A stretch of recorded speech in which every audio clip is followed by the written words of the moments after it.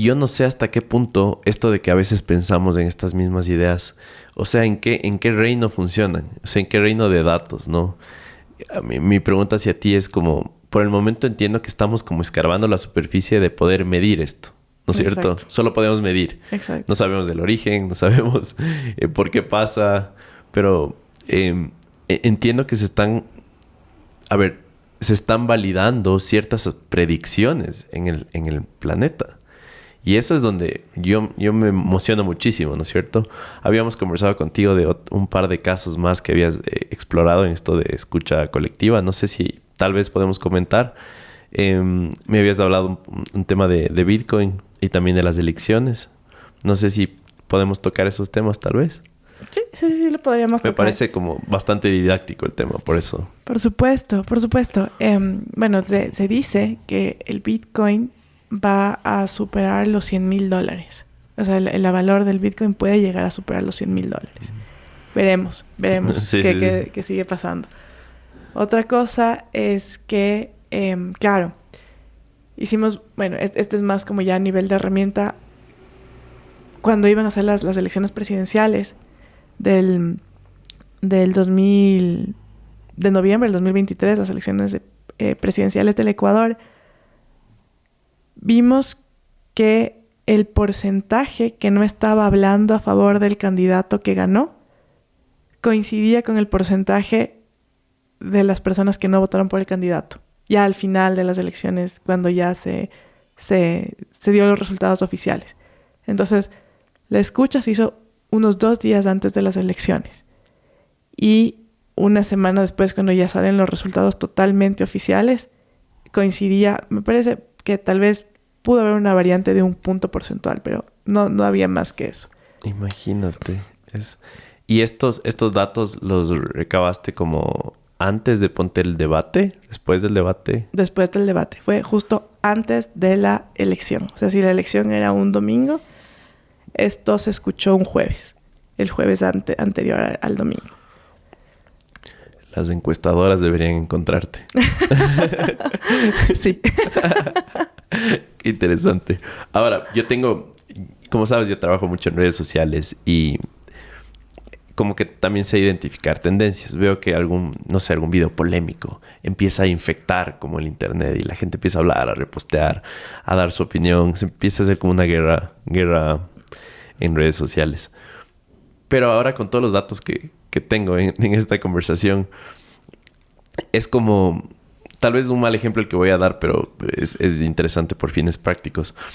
Pero, ¿qué es primero, el huevo o la gallina? ¿Me explico? ¿En qué sentido? Es como, este video se generó porque fue un esfuerzo individual de alguien que influenció en el mundo. O, más bien, esto ya iba a pasar de alguna u otra forma. Partiendo de la teoría de la inteligencia colectiva. ¿Cómo se vivió? ¿Cuál sería la dinámica de esto, no? O sea, ¿qué pasó primero? No sé si me hice entender, tal vez. Sí, justo conversaba de eso con una persona que lidera una comunidad súper interesante en el Ecuador anteayer. Y claro, antes de ayer ella me decía como que, claro, es que sí, es que la gente dice que algo va a pasar, entonces eso pasa. Claro, esta frase he escuchado las profecías autocumplidas. Exacto. Ajá, como hablar tanto de un tema o solo especular sobre eso hace que termine pasando. Justo. ¿Cuál es tu opinión sobre este tema? O sea, mi opinión es, habría que hacer un análisis. habría que en verdad hacer como un análisis muy profundo. O sea, de hecho, mi objetivo justo es recolectar suficientes casos para poder entender todas esas preguntas. Entonces, como, Okay. ¿es porque la gente lo dijo? ¿O es porque iba a pasar y lo pudimos ver antes? O sea, de alguna manera sí lo podemos ver. Claro, y es donde estás justo empujando esta frontera, ¿no? Exacto. De ver para qué lado va. Qué interesante. Tal vez se te ocurre algún otro caso de justamente esta inteligencia colectiva. Me encantó el de las abejas, me encantó estos casos de como herramienta que estás abordando. Y si no tienes, tal vez alguno que quisieras explorar un poco más. Hay uno más, es el tema de Sam Altman. ¿Ya? Ya, a ver, en en el noviembre justo del 2023, claro, le despiden, él deja OpenAI. Y fue un escándalo, ¿no? Y toda la industria tecnológica comentaba, discutía, ¿no es cierto? Entonces yo con fines comerciales dije, ok, voy a ver qué está pasando, hago un post y así como expongo mi herramienta, pero yo más como en ese momento del punto de vista de imagen, ¿cómo está su imagen? Las cosas fueron tan polémicas que yo decidí dejarlo ahí, pero me llamó mucho la atención y yo creí que era una alucinación en ese momento. Que, o sea, un grupo de datos decía como que de ley lo contratan en alguna Big Tech, que puede ser BART, Grok o Copilot o Microsoft para Copilot. Y a los 3 días le contratan Microsoft para Copilot. Entonces, claro, había una conversación acá, pero específicamente había como, ya yendo más al fondo, ¿quiénes hablaban de que le iban a contratar en Microsoft? O sea, ¿quiénes fueron los que más acertaron? Y eran cuentas super light, o sea, no eran así haters, ni estas cuentas pesadas, ni de que estoy involucrado en temas muy, muy, muy fuertes, ni nada, sino eran cuentas bastante livianas, o sea, el tipo de posteos, porque son posteos públicos. Claro, no eran personas como súper influyentes. Ajá, eran normales y relajados. O sea, eso me llamó mucho la atención. No era nada polarizante. O sea, nada que con un par de comentarios tú decías, va a pasar eso. Sino más bien como... Sí, te entiendo. Es justo lo que pasa con los datos, ¿no? Que a veces tienes como resultados contraintuitivos. Solo porque sabes interpretar estos datos. Exacto. Era como que decían, ok, ¿qué pasaría si? O sea, no decían, es que va a pasar esto, es que ni sé qué, es que... No hablan nada que tenga que ver ni con poder, ni con abuso de poder, ni desde un punto de vista de rechazo. Sino era como, aquí yo soy un espectador y ¿qué les parece si esto podría llegar a pasar? O sea, tenían como ese tono, como bastante relajado en específicamente esa parte. Y ese fue como el que no, ahora, si hay suficientes casos de eso, yo mañana podría decirte, sí, ¿sabes qué? Si te relajas, vas a ver lo que va a pasar. Pero no, eso es justo lo que voy a estudiar. O sea, es justo lo que estamos estudiando ahorita. Alguna vez entiendo que Einstein, cuando descubrió por accidente la física cuántica, le rompió la cabeza, ¿no? Él decía que Dios no puede estar jugando a los dados.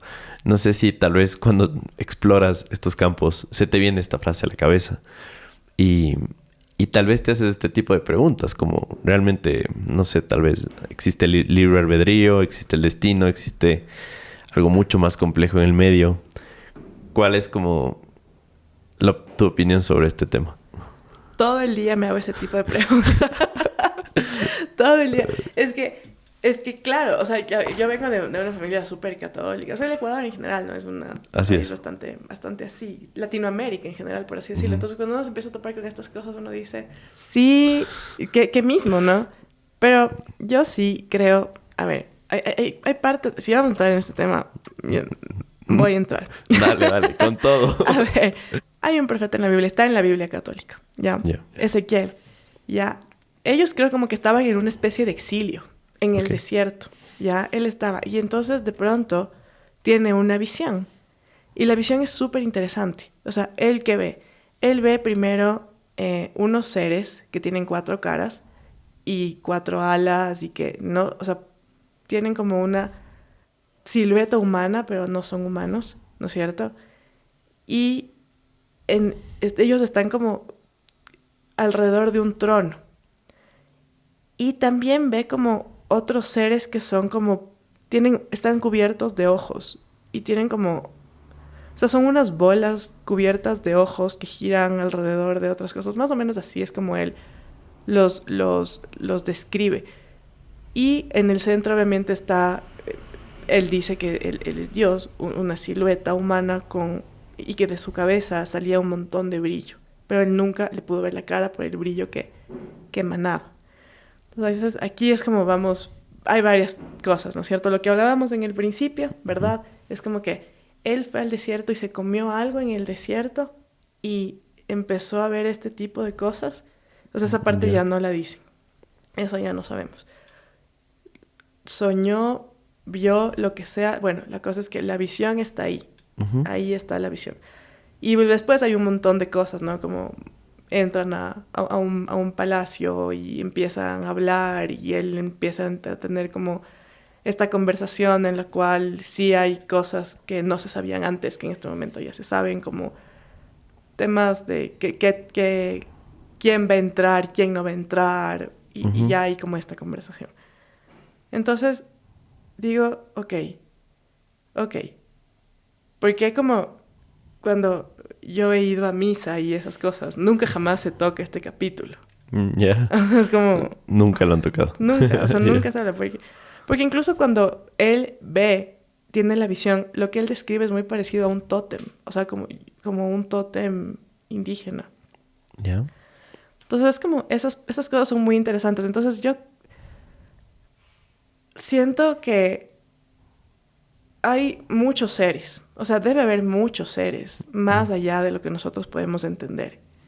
Entre nosotros y Dios. Debe haber seres que nosotros no podemos como percibirlos, pero están ahí. Y en cierta forma me llama mucho la atención de que estos seres que él vio estaban cubiertos de ojos y que tenían como bolas con puro ojo, porque digo, o sea, es parecido a lo que nosotros estamos haciendo, porque al recolectar información nos convertimos en seres que están todo el tiempo viendo cosas y están viéndolo todo. Entonces, claro, ahorita igual es limitado, no recolectamos que será audio, imágenes, texto, ¿verdad? Pero, o sea, luego vamos a recolectar más cosas. Ondas, por ejemplo, Elon Musk ya está recolectando ondas cerebrales, ya hay como, es otro tipo de datos como data genética, por ejemplo, cosas mucho más profundas.